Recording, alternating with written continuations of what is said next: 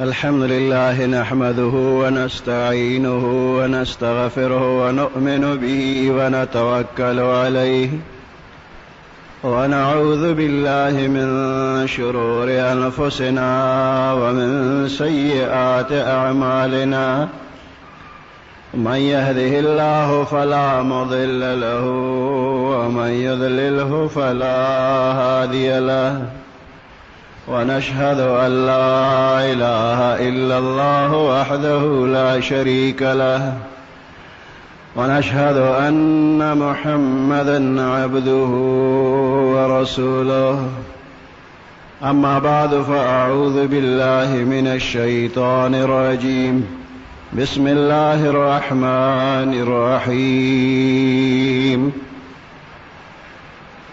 ألف لام ميم ذلك الكتاب لا ريب فيه هدى للمتقين إن الله وملائكته يصلون على النبي يا أيها الذين آمنوا صلوا عليه وسلموا تسليما اللهم صل على محمد وعلى آل محمد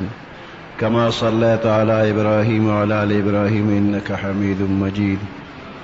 اللهم بارك على محمد وعلى آل محمد كما باركت على إبراهيم وعلى آل إبراهيم إنك حميد مجيد دا مخلوق دا هدایت دا پارا اللہ پاک 1,40,000 کم زیاد پیغمبران را لېږلي دي او ورسره آسماني کتابونه هم الله پاک را لېږلي دي نو د پیغمبرانو سلسله په محمد رسول الله صلی الله علیه وسلم باندې پورا شوله نه پیغمبر علیہ السلام نه رستو بل پیغمبر نه راځي بس چې کم پیغمبران مخکې الله را لېږلي هم دقه پیغمبران دي نوی پیغمبر به بل نه جوړېږي د قیامت نه مخکې عیسی علیہ السلام به دنیا ته تشریف راوړي هغه سابقه پیغمبر دی نوی پیغمبر به نه وي دنیا ته الله را لېږلی کم وخت پورې چې الله غوښتله په دنیا کې موجودو او د هغې نه پس سره د روح او د بدن اسمانونو ته خېجولی دی بره دی نوجوان تللی دی او نوجوان دی او د قیامت نه مخکې چې راځي بیا به هم نوجواني عیسی علیہ السلام دنیا ته به تشریف راوړي لا واده نه دی کړی واده به کوي بچي به کېږي خو دا ده چې دا به جدید پیغمبر نه وي نوی پیغمبر نه زوړ پیغمبر دی پیغمبر نه خدای پیغمبري اخلي نه چې واپس به یې والي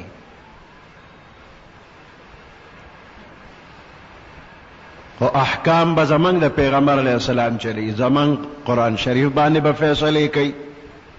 او زمونږ د پیغمبر علیه السلام احادیث به ورته ټول یادي په هغې به فیصلې کوي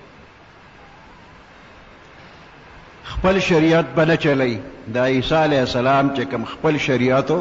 به نه چلی زمونږ د پیغمبر علیه السلام شریعت به چلی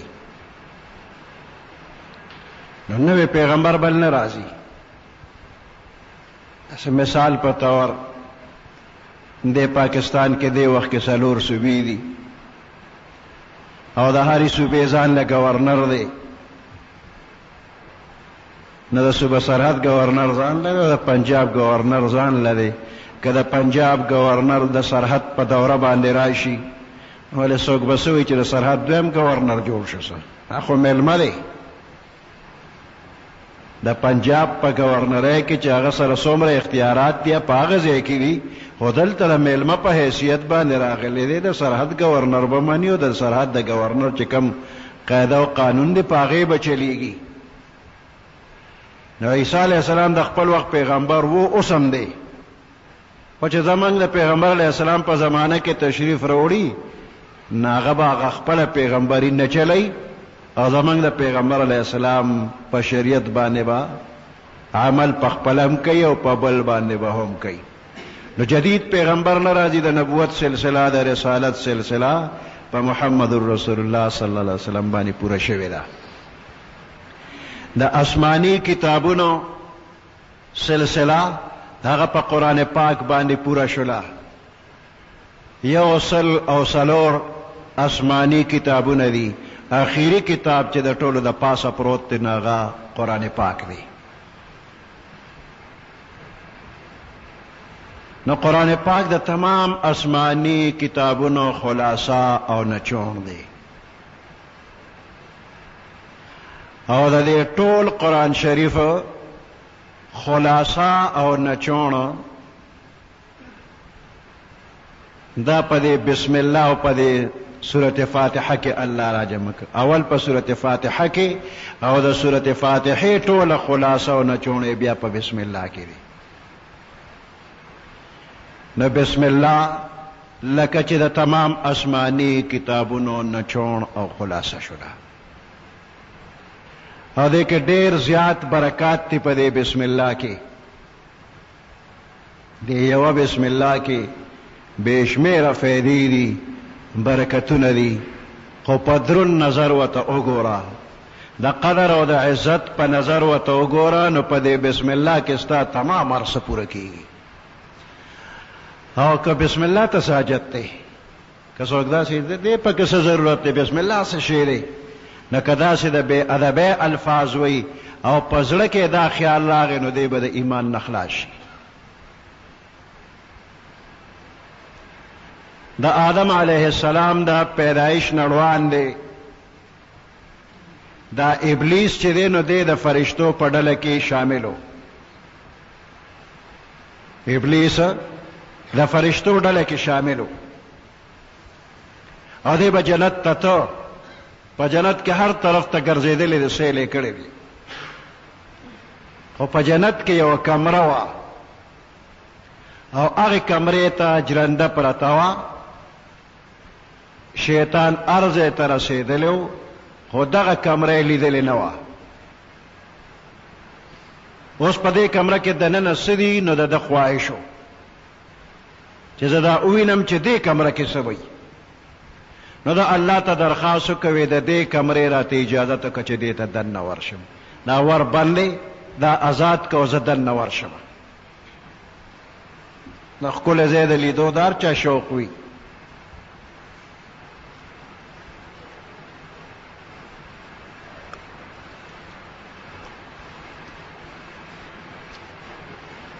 بیت الله شریف د هر مسلمان د زړه خواهش دی چې وی ویني او چې وی ویني نو بیا دا خواهش چې لږ دننه ورشمه. خو د هر چا د اختیار کار نه دی. د دنیا بادشاهان د هغه ځای د بادشاه په حکم باندې د بیت الله دروازه ورته کولو شي، دننه لاړ شي او په هغې کې مونځ وکړي، دعا وکړي. دا نور حاجیان دي د لرې نه تماشه کوي، نږدې ورځي پولیس والا ولاړې نه پرېږدي ورته. بختور وي چې دغې کوټې ته د مبارک مقام ته ورننوځي. نو دغسې د شیطان هم یو خواهش ښکاره کړي چې یا الله دا ښکلې کوټه ده او د بهر نه جرنده ده، بار نه وینم خو دلته ورتلل غواړم، اجازت وکړه. وی الله پاک ورته حکم وکړه چې 2000 کاله به عبادت وکړي نو بیا به دې وردننه کړم. نو دې شیطان په دې جنت کې عبادت 2000 کاله وکړو او د هغې نه پس اجازت وشو چې د دې کمرې ته ورننوځه. هغې کمرې ته چې ورننوته نو یو تختې وه، په هغې لیکلي و بسم الله الرحمن الرحیم. نور څه نه و، په یو تخته بسم الله الرحمن الرحیم. دا شیطان دننه وګرځي او بسم الله ولیده په زړه کې هو دا 2000 کاله میله بیله دې دپاره دې کې څه دي. هغه بسم الله ته په درون نظر ونه کتې چې ایله بیله دې له مې 2000 کاله تېر کړل، دی دې زړه کې راغلل. الله په زړونو خبردار دی چې د په زړه کې دا خبره راغله چې د بسم الله سپکاوی راغی، د الله په علم کې دی د دغه وخت نه کافر شو. خو لا په خوله یې ښکاره کړي نه دي، نو د ده د کفر اعلان نه کېږي. نو چې کله آدم علیه السلام پیدا شو او الله ورله علم ورکو او بیا امتحان وشو، په امتحان کې فرشته ناکام او آدم علیه السلام کامیاب شو. نو الله حکم وکړ فرشتو ته چې آدم علیه السلام ته سجده وکړي. نو فسجد الملائکة كلهم اجمعون، د ټولو فرشتو چې هر ځای کې وي په هر حال کې وي ټولو سجده وکړله. ټولو فرشتو سجده وکړله، خو د شیطان ونه کړله. ابا واستکبر، ابا د انکار وکړه د سجدې کولو نه. واستکبر ځان یې لوی وګڼه. وکانه من الکافرین، د کانه یو معنی ده چې و دی د کافرانو نه و، یا دویمه معنی ده چې شو دی د کافرانو نه. نو دا و دی د کافرانو نه، هغه د جنت کمرې ته چې ننوته د په تخته بسم الله لیدلی و، او هغه وخت کې هیله بیله دې دپاره 2000 کاله مې تېر کړي دي. هغه وخت کې دی کافر شو، د الله په علم کې دی د کافرانو نه و. کان من الکافرین، دی و د کافرانو نه. او چې آدم علیه السلام ته سجده ونه کړله، انکار یې وکړ، نو کان من الکافرین صار من الکافرین، اوس دی د کافرو نه شو، یعنی اوس ښکاره شو کفر یې ښکاره شو، کنې دی د پخوانه کافرو. نو ده د بسم الله بې ادبي کړې وه، نو دی حد ته رسېدلی دی. نو بې ادبي به څوک نه کوي د بسم الله، او په دې کې ډېر زیات برکتونه دي، رحمتونه دي په دې بسم الله کې.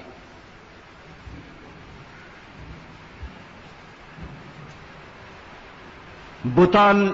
د کافرانو خدایانو، غلط خدایان، باطل. نو دې کافرانو چې به کم کار شروع کو،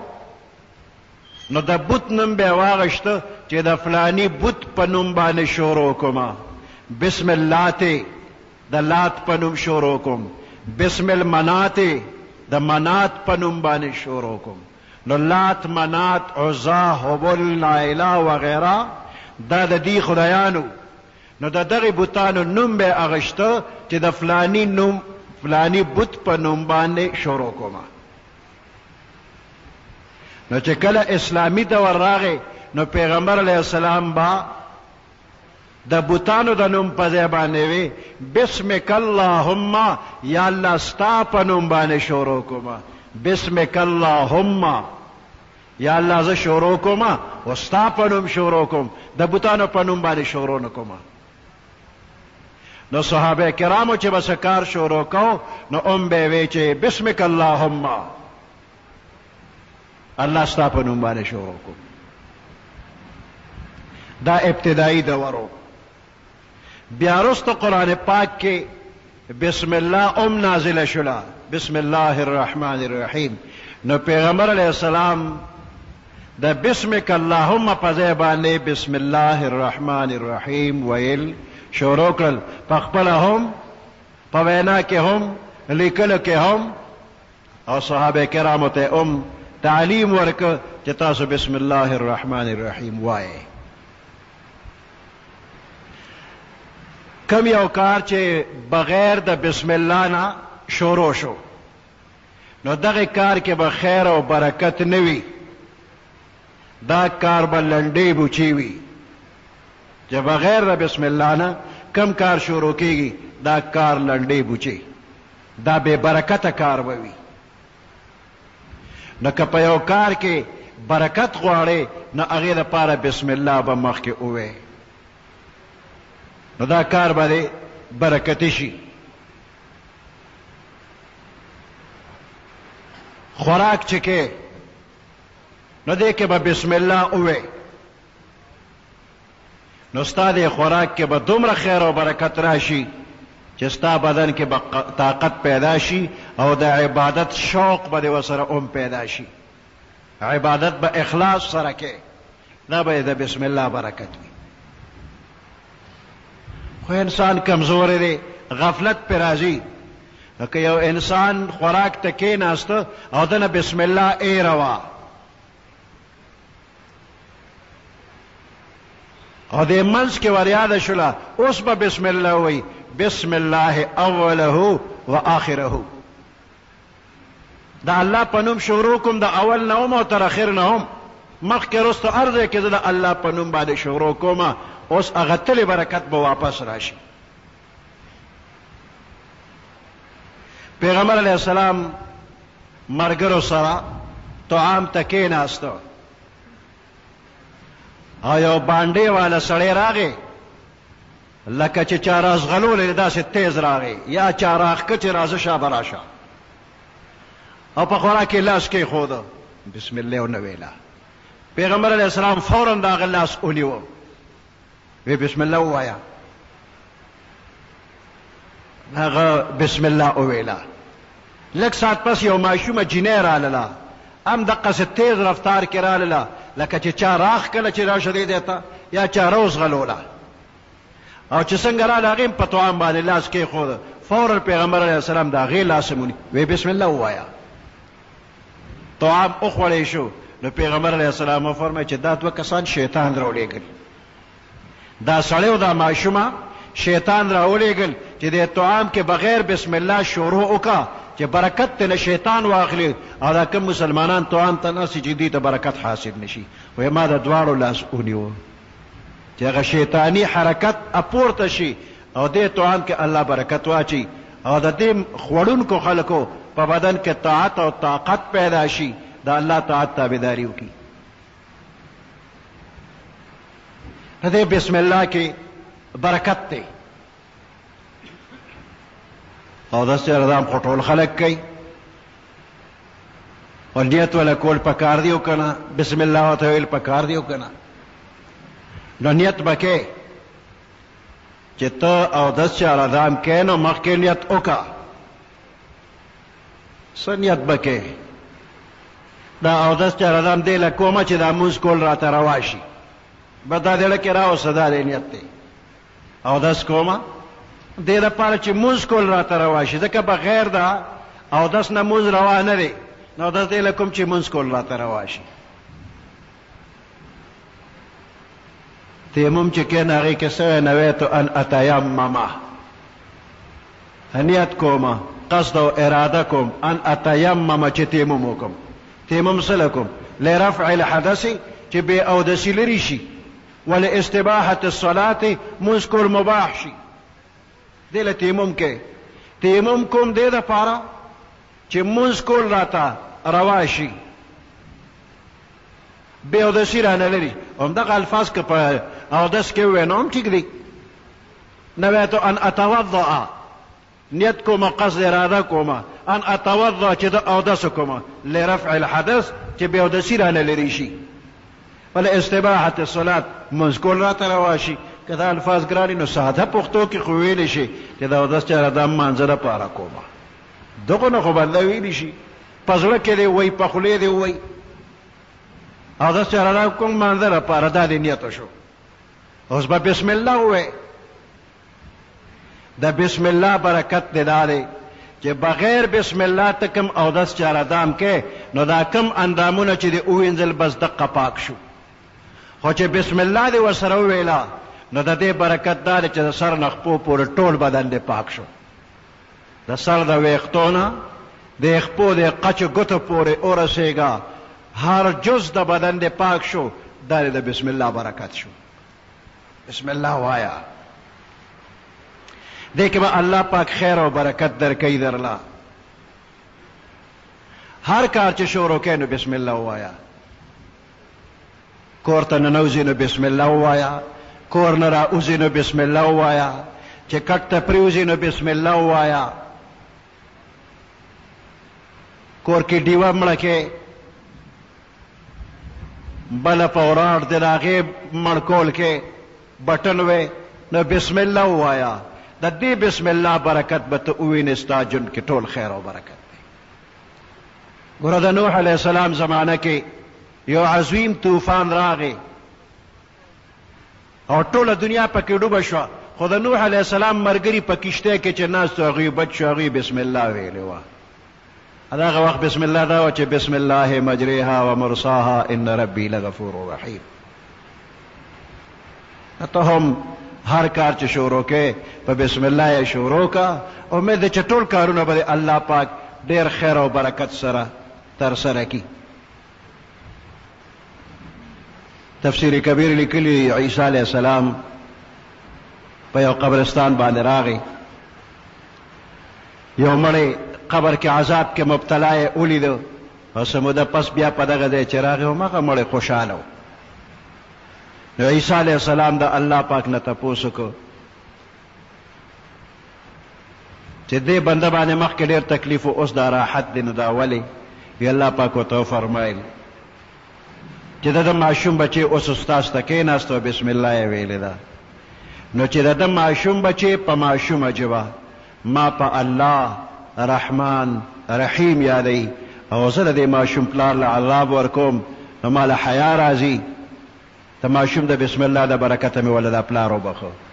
ماشوم لا پسې پوهېږي نه خو بسم الله یې ویلې ده د ماشوم د بسم الله دا برکت دی چې پلار یې د عذاب نه الله پاک بچ کړی دی فرعون ظالم بادشاہ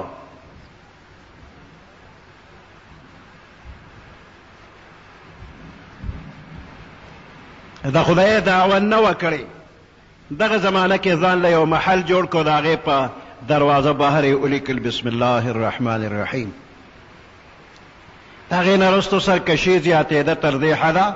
وی زه خدایم انا ربکم الاعلی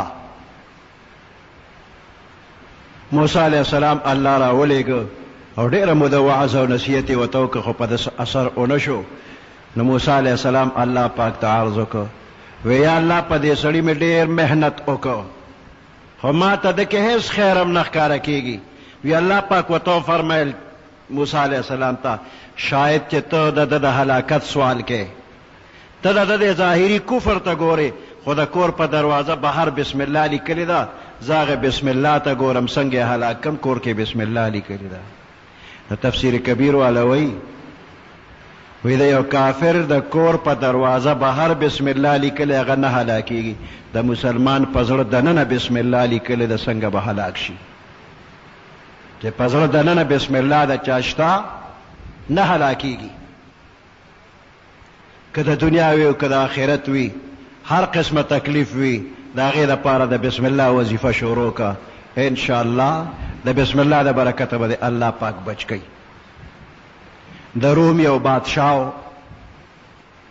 او د هغه په سر باندې درد و چې په هېڅ طریقه باندې هغه نه جوړېده حضرت عمر رضی الله تعالی عنه ته یې خط راولېږه چې ډېر تکلیف دی راته څه طریقه راته وښیه وی عمر رضی الله تعالی عنه یو ټوپۍ جوړه کړه او په هغې کې دننه بسم الله لیکلې بند کړله ټوپۍ ورولېږلې دا په سر که چې څنګه یې ټوپۍ په سر کېښودله درد یې قلار شو جوړ شو چې کله یې ټوپۍ لرې کړله نو بیا پې درد و چې ټوپۍ په سر کړه بیا ټیک شو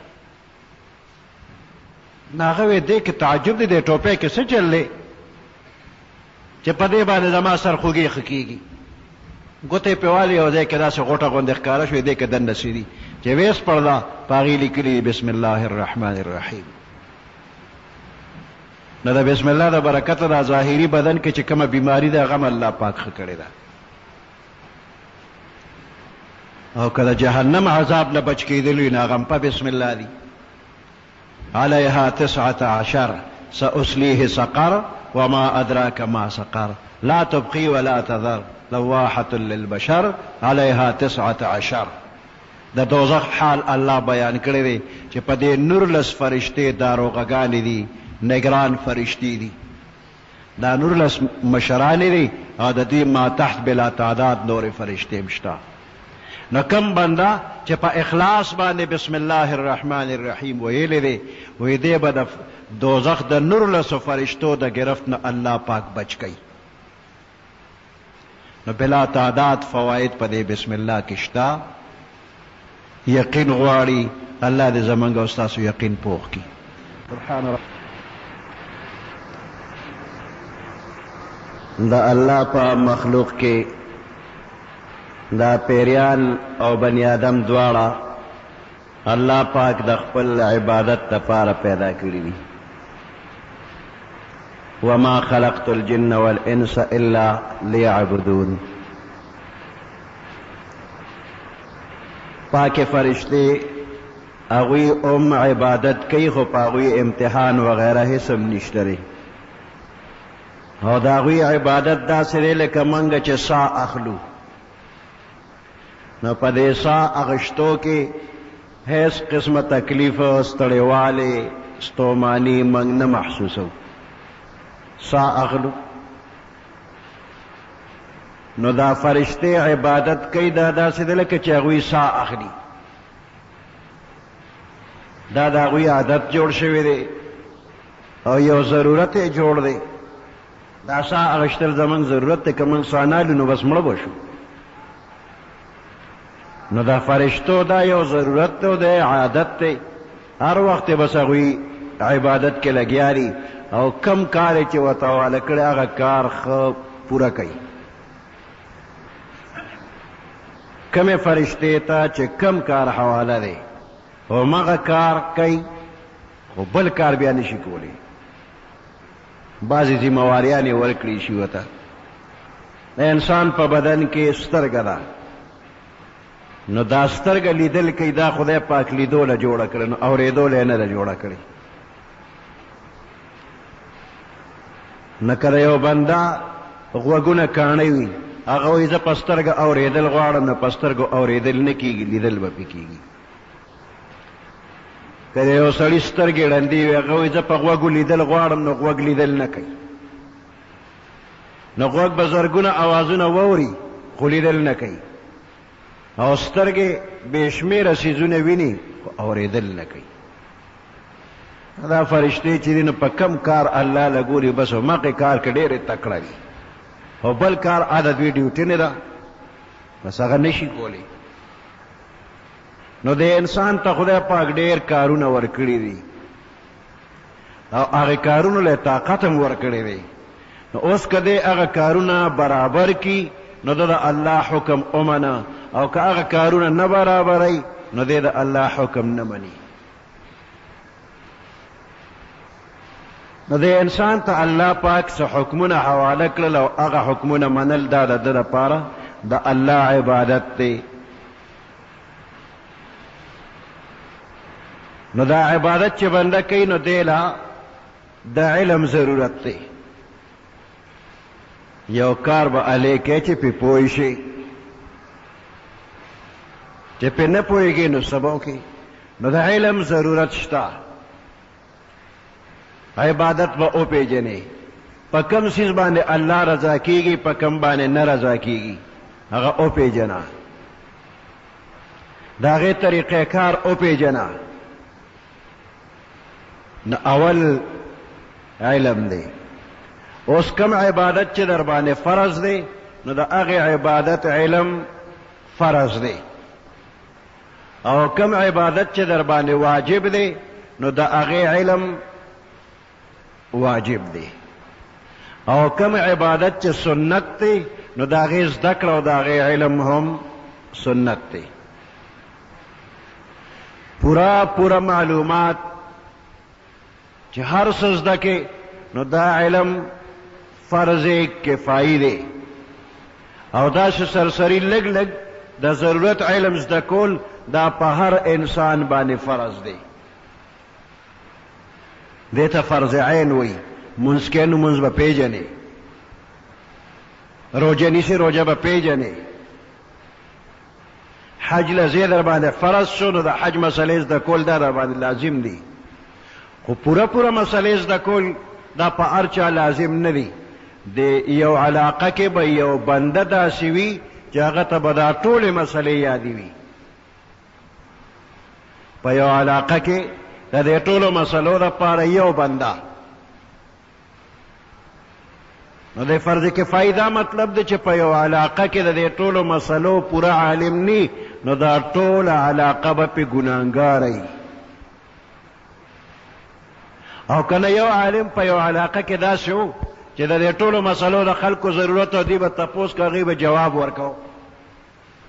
نو دا فرض کفایي دی او د یو کس په وجه د ټول کلي غاړه خلاصه ده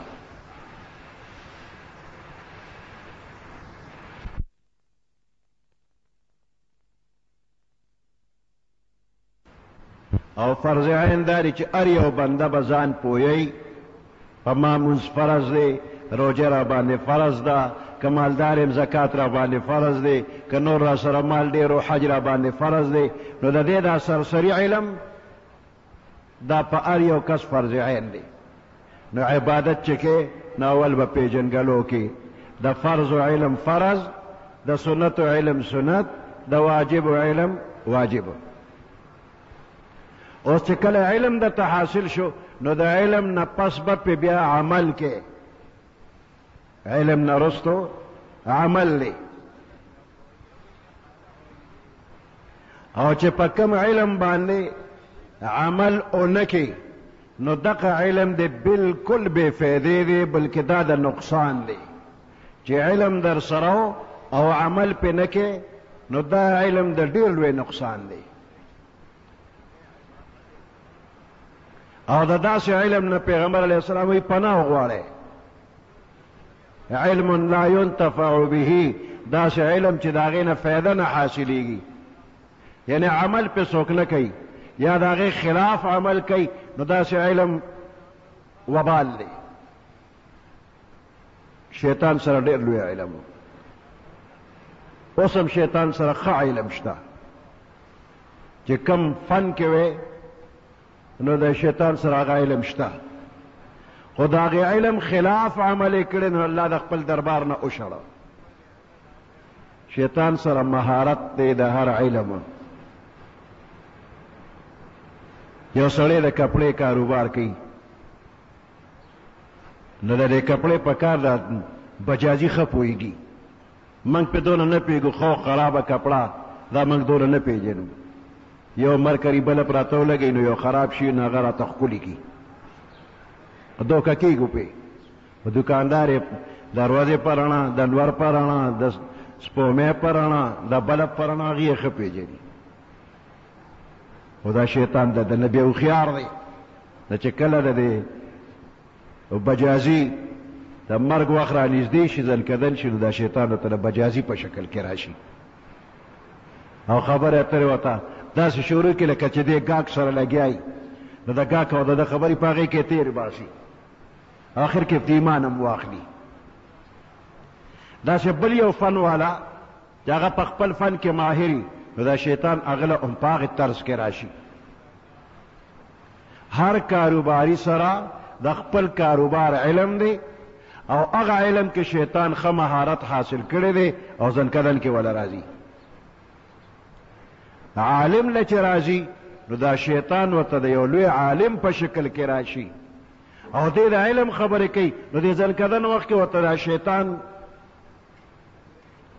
د علم په رڼا کې خبرې شروع کړي او په هغې علم کې دوکه کوي امام فخر الدین رازی رحمت الله علیه یو ډېر لوی عالم د فلسفې علم د منطق علم دا ورسره ډېر زیات و علم کلام نو د سره د الله په وحدانیت باندې د الله په یووالي باندې سل دلایل عقلي و د خپل تیار کړي و عقلي دلایل وی ده باندې د ځنکدن حال راغی نو شیطان وله راغی او باس یې ورسره شروع کو وی دا هر څه چا پیدا کړي وی دا الله نو الله په وجود باندې کم دلیل در سره دی نو چې د کم د علم په رڼا کې دلیل وي شیطان په هغې اعتراضونو کې دی که دا غلطی دی دی که دا غلطی دی غلطیانې داسې کړي چې فخر الدین رازی غلطي ومنله زما دلیل ګډوډ شوی چې خدای شته نو یو دی نو وایه په یووالي څه دلیل دی نو هغه یو دلیل به وي او شیطان سره دومره علم دی چې د یو لوی عالم هغه دلیل به کمزور ثابتو نو داسې شمیرې کو 1 2 3 شل دېرش دلایل یې ویل او هر دلیل فخر الدین رازی شیطان کمزور ثابت کو. فخر الدین رازی سره فکر چې خدای ما سره خو د شمیر دغه 100 دلایل دي 100 دلایل دي، نو چې دې په یو داسې اعتراض کوي ما سره به دلیل ختم شي نو څه وکوم.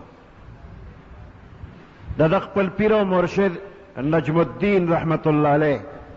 هغه ته کشف وشو چې فخر الدین رازی سره شیطان بحث شروع کړی دی او یو دلیل ولا ټول ټوټه کو. الله پاک د بعض بزرگانو ته کشف او کرامت ورکي، نو دغه موري دی وته اوخو او د دې اړخ نه د دزړه کې الله ورواچول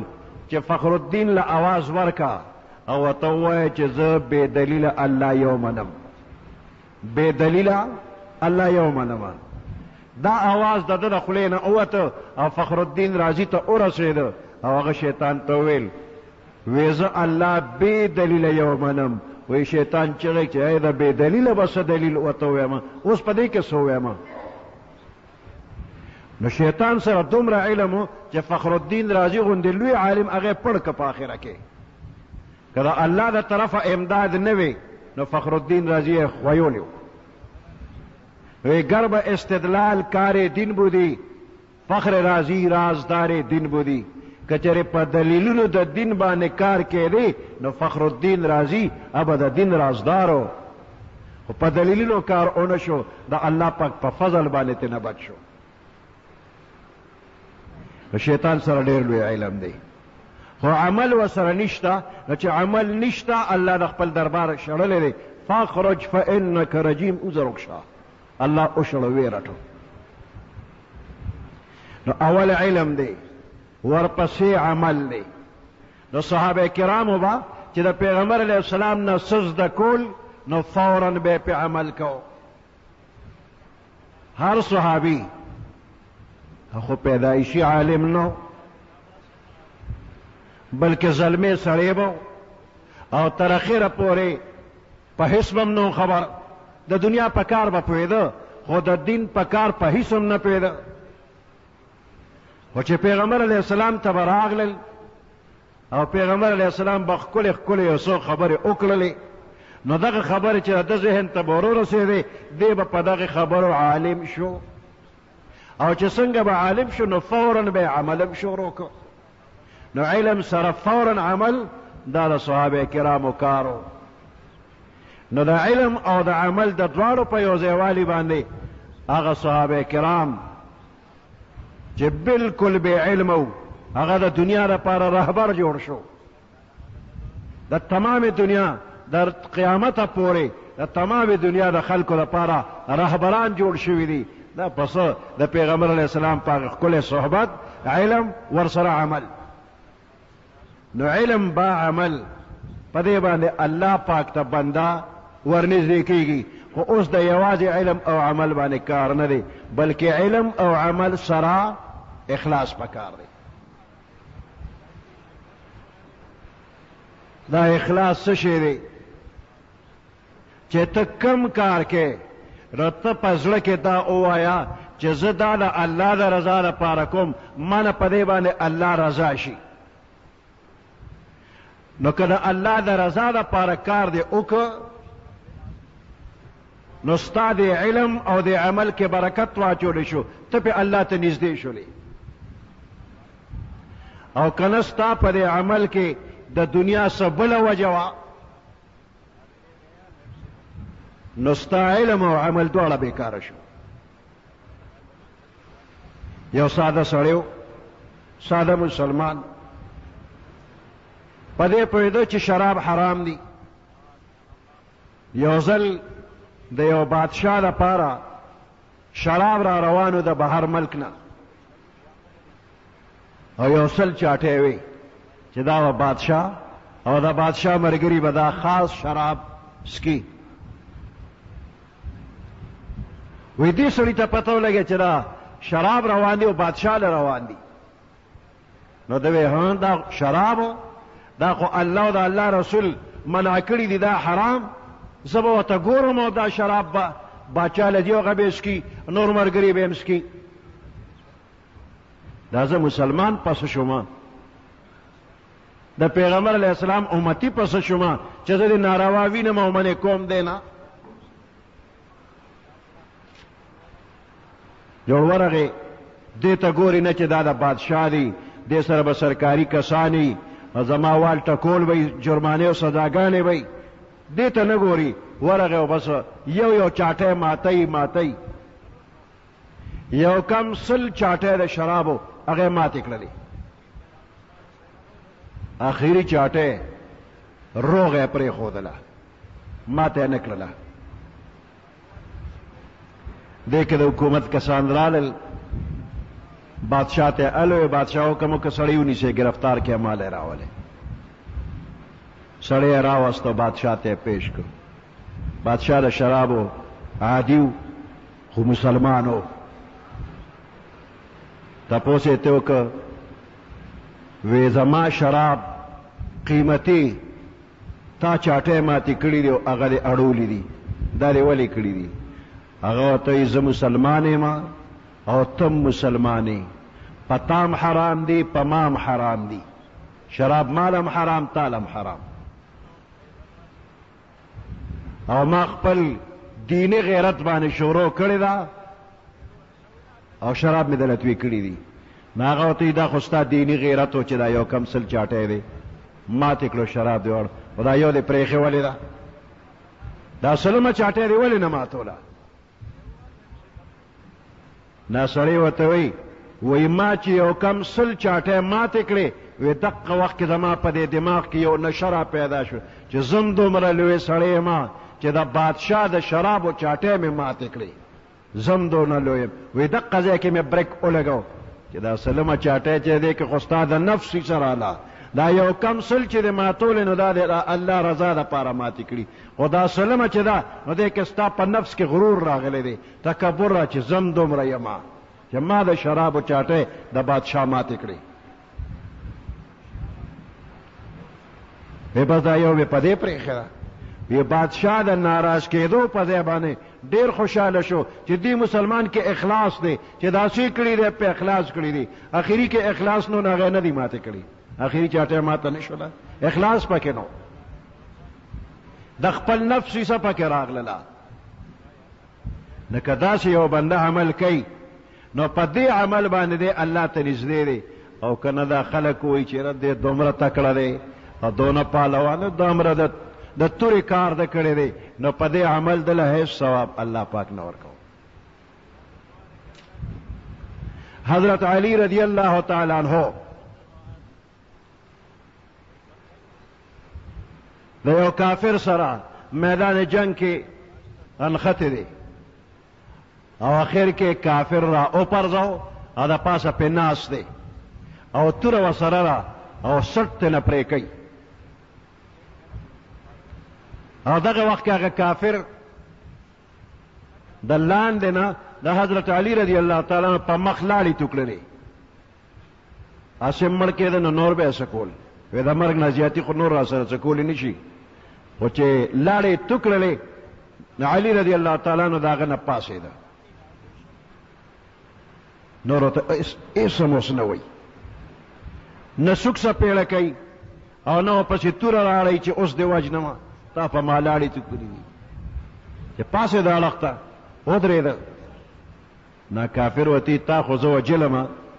او د ما د پاسه ناست وې او توره دې راوویسته چې سر رانه پرې کې، نو دا اوس رانه ولې خوش تا ته چا څه ووی چې دې پرېږده؟ د چا په سفارش دې پرېښودلمه؟ زه خو څوک وینم نه چې زما سفارش یو کو زه یې د نه خلاص کړم، ولې مې وجنې نه څه چل دی؟ هغه ورته وایي اوسه پورې چې ته ما را پرځولې وې او ته ما وجلې نو ما د الله د رضا دپاره وجلې، خو چې کله تا زما په مخ لاړې را توکړلې دغه وخت کې زما د خپل نفس غصه تا ته را پیدا شو چې تم دومره شوې چې ته اوس په ما لاړې توکې، نو ما له قار دونه راغی چې زه تا وجنمه. خو ما وایي چې د قیامت په ورځ به راته الله وایي چې دا خو یې په تا لاړې توکړې نو د خپل نفس بدل دې ترې اخیسته، نو دا خو تا ځان له وجلې، ما له دې نه دی وجلې. نو ستا په وجلو مال ثواب نو مال عذابو. نو اخلاص دې ته وایي چې کم یو کار کې نو دې لپاره وکړه چې ما الله ویني او په دې معنی الله خوشحالیږي یا معنی خفه کېږي، الله رضا کېږي یا ناراضه کېږي.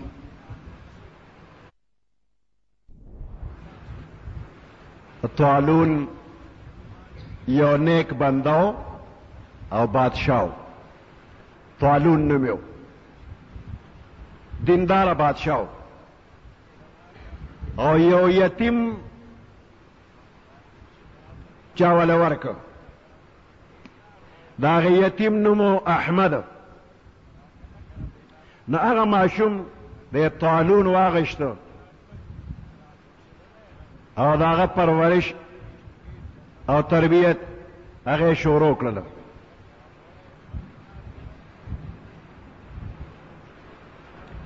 داسې لوی که لکه خپل ماشوم بچی چې څوک لویوي، مینه ورسره کوله. طالون د بادشاه په کور کې احمد د ځان سره لوی که. طالون بادشاه احمد یې ځان سره لوی که او احمد د ماشوموالي نه احمد یتیم په نوم باندې مشهور شوی چې دا یتیم دی، احمد یتیم. یو ځل بادشاه دربار ته لاړه.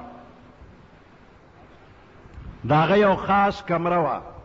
د بادشاه، کور طرف ته هم دروازه وه، بهر طرف ته هم دروازه وه. او په دغه دروازه کې په دغه کمره کې دننه د بادشاه څخه خاص شی پاتې شو. او د دربار نه طالون احمد یتیم راولېږه، چابي ورکړه وربشي د بهر نه به ورکولو کې او زما په دغه کمره کې فلانې شی دی هغه ماله راوړئ. احمد یتیم راغی او چې څنګه د کمرې هغه ورکولو که ورننوته نو ویې کتل چې دا طالون بادشاه ښځه او پردی سړی ورسره په بد کار لګیا دی. خاوند خو دربار ته تللی دی خو پردی سړی یې ولیده غلط کار شروع دی. د سترګې ښکته کړلې، سړی وتښتېده. چې سړی وتښتېده نو ښځه پاتې شوله. نو ښځه فوراً راله او دله په خپو پرېوتله او مینت او زاري شروع کړه او دله یې دعوت ورکړه، وی کوم کار چې دغه سړي که هغه ته وکړه. احمد یتیم ته وایي ته دا کار وکړه. اوس احمد یتیم چې دی هغه وایي چې طالون زما محسن دی، زه ماشوم لوی کړلم او زما پرورش او تربیت کړی دی، ما سره یې ښېګړه کړې ده، نو زه داسې غلط کار وکړم. دا کار اسم حرام دی خو د یو خپل محسن سره داسې کار کولو دا نور هم سخته ګناه ده. وی زه دا کار نه کوم. نو یو خو د غلط کار نه ځان بچ که او دویم یې دا کار وکړه چې طالون زما محسن دی او که زه د دې خبرې ال ووایم نو د هغه زړه ته به درد ورسېږي. او بل دا چې دا ښځه هم یو مسلمانه ده خو ګناهګاره ده، نو پرده یې پرې واچوله، سړی یې وپېژنده په هغې هم پرده واچوله، هېڅ غږ یې ونه کړ. خاموشۍ سره وخت تېرېږي.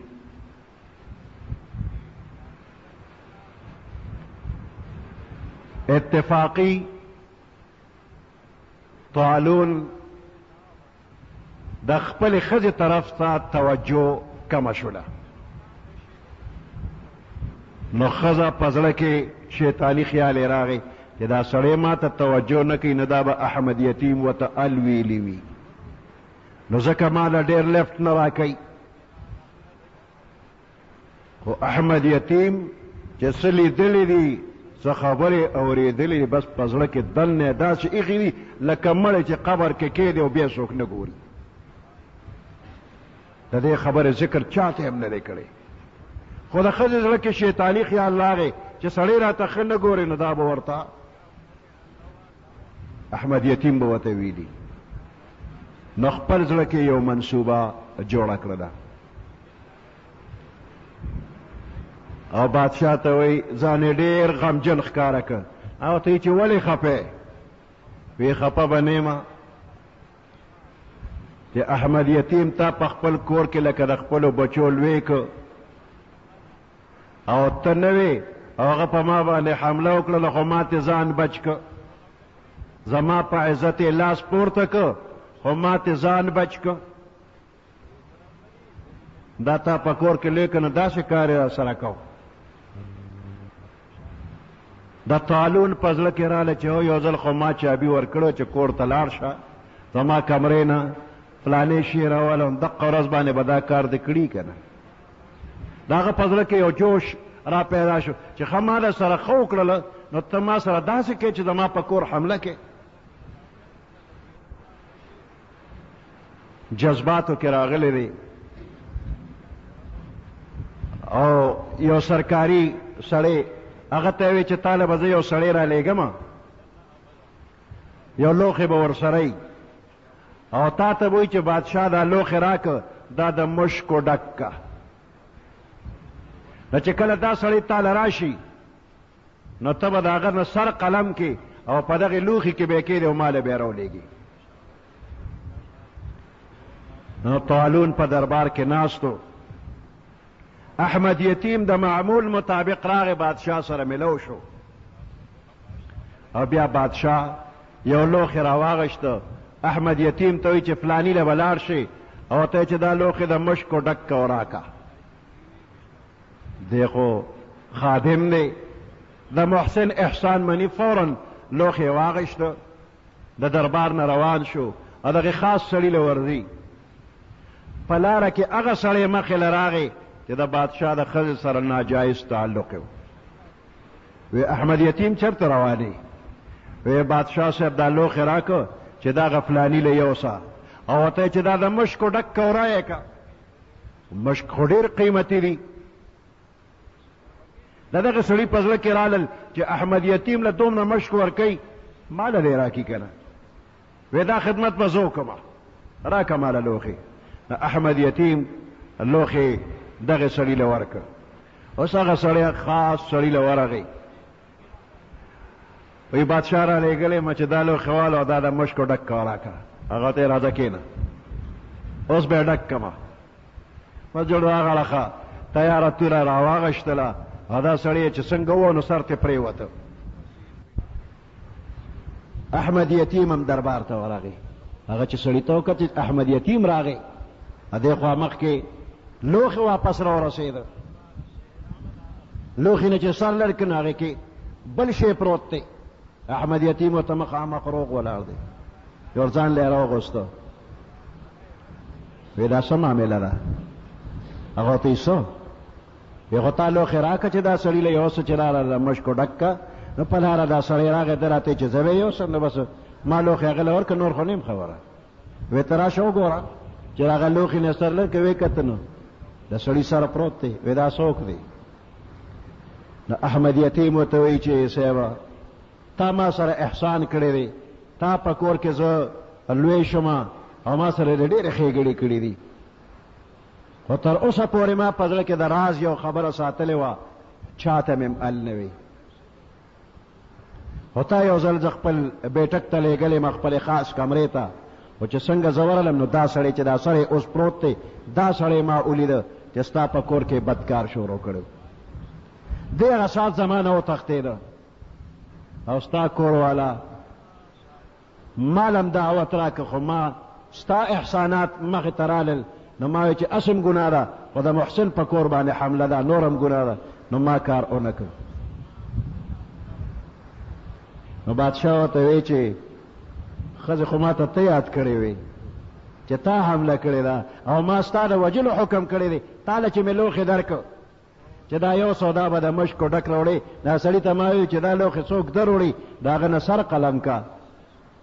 نو تا نه ده واغېسته واقعي چې کم مجرم هغه ته د خپل جرم سزا ورسېده خو تا چې اوسه پورې څه کړي دا په اخلاص کړي دي نو دا ستا د اخلاص برکت دی ته الله بچ کړلی. او د ښځې نه بیا تپوس وکړه ښځې اقرار وکړه چې او احمد یتیم باندې ما اسې الزام لګولی او کوم سړی چې قتل شو اصل غدار همدغه سړی و چې ستا په کور باندې د حمله کړې وه. بادشاہ چې حقیقت حال معلوم کو ورپسې د خپل خزم د قتل حکم یې وکړو چې تا ماته نه دي کتلې ته زما په نکاح کې او بد فعل لیکو. نو خبره د اخلاص ده چې احمد یتیم کې اخلاص و نو د دنیا د رسوایۍ نه الله بچ کو د قتل نه بچ کړی دی. کم چې مجرم او غدارو هغه ته خپل جرم سزا ورسېدله. لکه موږ هر یو عمل دې طریقه باندې کوو چې په دې معنی الله رضا شي. نو په هر نیک کار کې الله پاک د اخلاص د وجه برکتونه اچي. د دنیا حالم خوي د آخرت حالم خوي. دنیا کې بم فراخي او آخرت کې هم او ارزه کې با مختورن نه روخانه مخ بګرځي. سبحان ربك رب العزة عما يصفون وسلام على المرسلين والحمد لله رب العالمين. اللهم ربنا آتنا في الدنيا حسنة وفي الآخرة حسنة وقنا عذاب النار وادخلنا الجنة مع الأبرار يا عزيز يا غفار برحمتك.